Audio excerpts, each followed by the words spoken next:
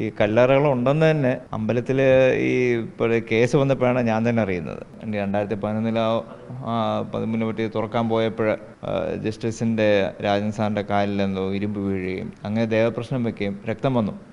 ദേവപ്രശ്നം വെക്കുകയും അന്ന് ദേവപ്രശ്നത്തിൽ തുറക്കണ്ടെന്നാണ് തെളിഞ്ഞത്. സമാധി ഒക്കെ മുനിമാരുടെ സമാധിയൊക്കെ ഉണ്ടെന്ന് ഐതിഹ്യം പറയുന്നത്. ബാക്കി കണക്കെടുപ്പിനൊക്കെ കല്ലറകൾ ഞാൻ പോയിട്ടുണ്ട്. പിന്നെ പണ്ടത്തെ ഓരോ കഥകളാണ്.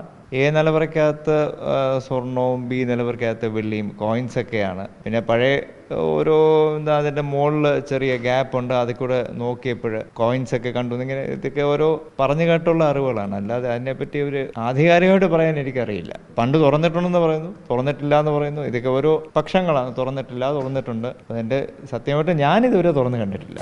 ഇംഗ്ലീഷ് ചാനലിലാണ് കണ്ടത്. അപ്പോൾ അവർ ഈ ആനിമേറ്റൊക്കെ ചെയ്തിട്ട് അതിൻ്റെ അകത്ത് മമ്മിയുടെ രൂപത്തിൽ സ്വർണ്ണത്തിൽ അസ്ഥികൂടങ്ങളൊക്കെ ഉണ്ടെന്നൊക്കെ പറഞ്ഞു.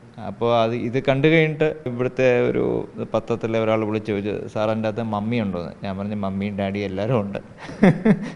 അങ്ങനെ പക്ഷെ അങ്ങനത്തെ സാധനങ്ങളും ഉണ്ടെന്ന് തോന്നുന്നില്ല. പിന്നെ പണ്ട് ഇതും കഥയാണ്. അഗസ്ത്യമുനി സമാധി എടുക്കാൻ വേണ്ടി ബി നെതർവയ്ക്കകത്തോടെ പോയി ശ്രീകോവിലിനങ്ങോട്ട് പോയി മറഞ്ഞു, അവിടെ സമാധിയായി എന്നൊക്കെ ഓരോ ഇങ്ങനെ കേട്ടിട്ടുണ്ട്.